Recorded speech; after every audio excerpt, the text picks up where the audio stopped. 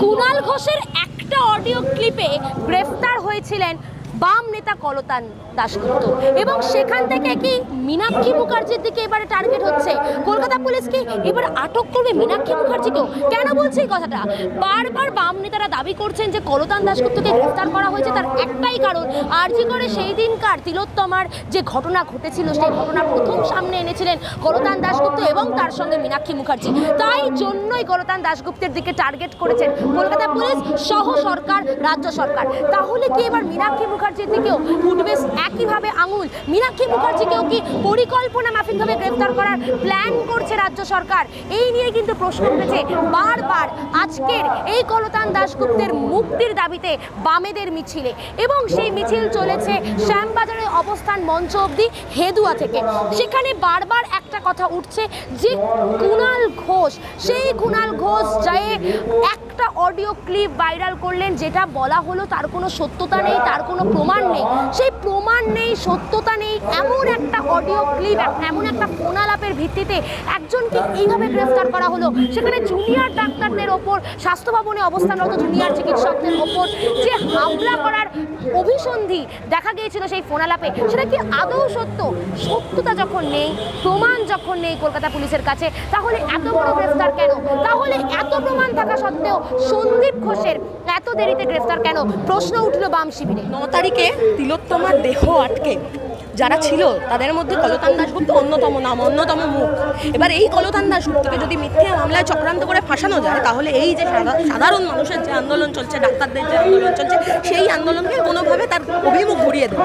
শাসক তো এই মুহূর্তে তাই চাইছে, নইলে কুণাল ঘোষের কাছে এই অডিও ক্লিপ যায় কি করে? আর যদি গিয়েও থাকে, পুলিশ এখনো পর্যন্ত তাকে তলব করছে না কেন? কোথা থেকে পেলো সেই অডিও ক্লিপ? আমাদের প্রশ্ন থাকছে নিশ্চিতভাবে।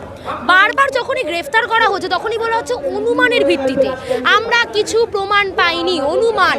এই অনুমানের ভিত্তিতে এত কিছু আটক, তাহলে যাদের বিরুদ্ধে এত প্রমাণ তাদেরকে কেন আটক করা হচ্ছে না? দেখুন, এটা তো বাংলার মানুষের কাছে স্পষ্ট, যারা আপনারা আসছেন মিডিয়ার বন্ধুরা তাদের কাছেও স্পষ্ট।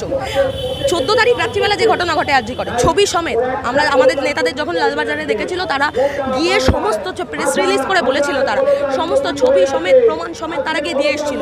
তাহলে তাদের ফেসবুক থেকে শুরু করে সমস্ত জায়গায়, সব জায়গায় প্রমাণ রয়েছে। তাদেরকে কিন্তু এখনো পর্যন্ত অ্যারেস্ট করা হলো না। একবারও কুণাল ঘোষকে তলব করা হলো না যে উনি ওই অডিও ক্লিপ কোথা থেকে পেলেন। জিজ্ঞেস করার দরকার ছিল। পুলিশের এই তৎপরতা কলতান দাশগুপ্তের ক্ষেত্রে দেখা গেল, একদম রাতারাতি গোটাটা হয়ে গেল। এই তৎপরতা কিন্তু দোষীদের শাস্তি দেওয়ার ব্যাপারে দেখা যায়নি। এই ঘটনা কিন্তু যদি আগে ঘটতো তাহলে তো তিলোত্তমার ঘটনাটাই ঘটতো। আমাদের প্রশ্ন থাকছে স্বাভাবিকভাবে। বিজেপি নেতা সুকান্ত মজুমদার কার্যত দেখা গেল যখন তিনি প্রেস কনফারেন্স করছেন, তিনি বলছেন যে সিপিএম বা বাম এরা নাকি এই আরজিকর ঘটনাটাকে হাইজ্যাক করে নিয়েছে, বিপ্লবকে হাইজ্যাক করে নিয়েছে। কেন?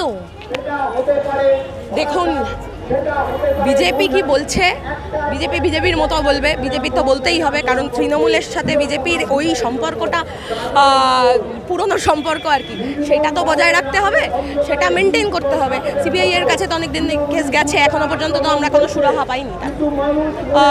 তা বিজেপি কি বলছে এই নিয়ে প্রথম থেকেই ওরা অনেক কিছু বলছে। আমরা কি ভয় পাচ্ছে যে সিপিএমই বা বামফ্রন্টে কি এই জায়গাটা, মানে বিজেপি যে জায়গাটা দখল করার চেষ্টা করছে? দেখুন, বাংলার মানুষ, বাংলার সাধারণ মানুষের আন্দোলন লড়াই, সেই আন্দোলন লড়াইতে এসএফআই, ডিওএফআই, আইডিওয়া আমরা প্রথম দিন থেকে ছিলাম। একদম 9 তারিখে যেদিনকে তিলোত্তমার বডিটা পাচার করে দিচ্ছিল, বাবা মার হাত থেকে ছিল, সেদিন থেকে ছিলাম। বাংলার মানুষ তারপরে জানতে পারে, সেই দিন যদি আমাদের লিডারশিপরা ওখানে না থাকতো তাহলে এটা চোখের আড়াল দিয়ে হয়ে যেত। আমরা যদি চাইতাম কোনো কিছু হাইজ্যাক করতে, তাহলে আমরা সেটা করতাম। আমরা সাধারণ মানুষের দেখানো পথে রাস্তায় হাঁটতাম না, সব জায়গায়। আন্দোলনকারীদের কণ্ঠস্বরকে চাপার জন্য এটা একটা প্রক্রিয়া, আন্দোলনকারীকে ভয় দেখানো যে কলতান দাশগুপ্ত এখন যা অবস্থা, তার মায়ের 4th স্টেজ ক্যান্সার চলছে, আর তার স্ত্রী সন্তান সম্ভবা 1 মাসের মধ্যে ডেলিভারি।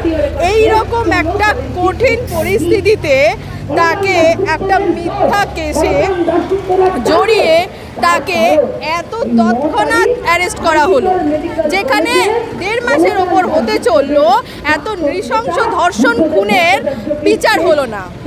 সেখানে একটা ফেক অডিওর ভিত্তিতে কোনো রকম সত্যতা যাচাই না করে আমাদের যুবনেতা কলতান দাশগুপ্তকে 7 দিনের জেল হেফাজত দিয়ে দিলেন। মানে এটা মানা যায় না, যেখানে তার মা ক্যান্সার পেশেন্ট, তার স্ত্রীর সন্তান সম্ভাবনা, তার পরিবারের পরিস্থিতিটা কি, মানে সেই পরিস্থিতিতে এটা ভয় দেখানো, মানে আন্দোলনকারীদের থামানোর চেষ্টা আর কিছু না।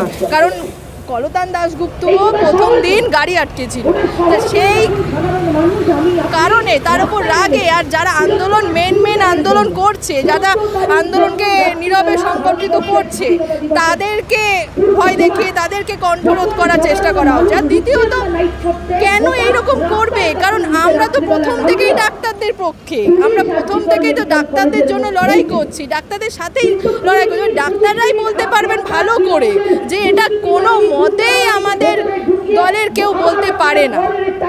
দেখুন, এই বিষয়টা কুণাল ঘোষ খুব ভালো জানেন, তার কারণ ওনার সাথে সারদার কেলেঙ্কারির সময় এই ঘটনা হয়েছিল, সেই জন্য উনি খুব ভালো জানেন।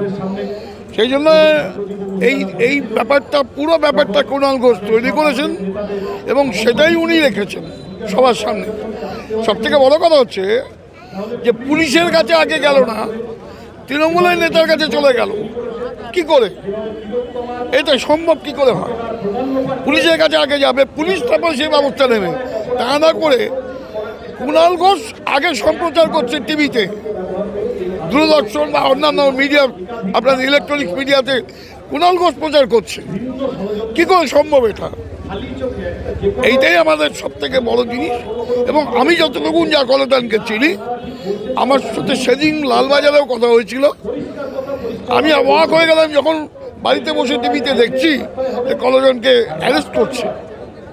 আমি একটুখানি অবাক হয়েছি যে অদ্ভুত ব্যাপারে এত ভদ্র সভ্য নম্র ছেলে, যে যার সাথে 10টা কথা বললে একটা কথা বলে, সেই ছেলেটাকে তুলে নিয়ে গেল। এটা কি করে সম্ভব? তাহলে আমি বা সাধারণ মানুষ তাদের কি যখন তখন তুলে দেব? আমি তো অপেক্ষা করছি কখন আমাকেই তুলে নিয়ে যাবে, বলা যায় না। সল্ট লেক উড়িয়ে দেওয়া হবে এমন কথা উঠেছিল। আমরা যে ফোনালাপটা শুনেছি সেখানে শোনা গেছে সল্ট লেক উড়িয়ে দেওয়া হবে। সল্ট লেক উড়িয়ে দেওয়ার প্ল্যান যদি কলতান দাশগুপ্তের না থাকে তাহলে কার থাকতে পারে? দেখুন, এটা তো আপনারা আরো ভালো করে বার করতে পারবেন কিভাবে, সেটা আপনারা ভালো জানেন। আপনারা এর আগে বহু জায়গায় বহু কিছু গেছেন। আমি এর আগে আমার বাইক নিয়েছিল, আমি দেখেছি, বলেছি যে একটা যদি খুন হয় বা একটা মার্ডার হয়, সেখানে পুলিশের প্রথম করণীয় যা কাজ, সে কাজটা তো প্রথম দিন করেননি বিরোধ করে, যেটা করণীয় সেগুলো করেননি।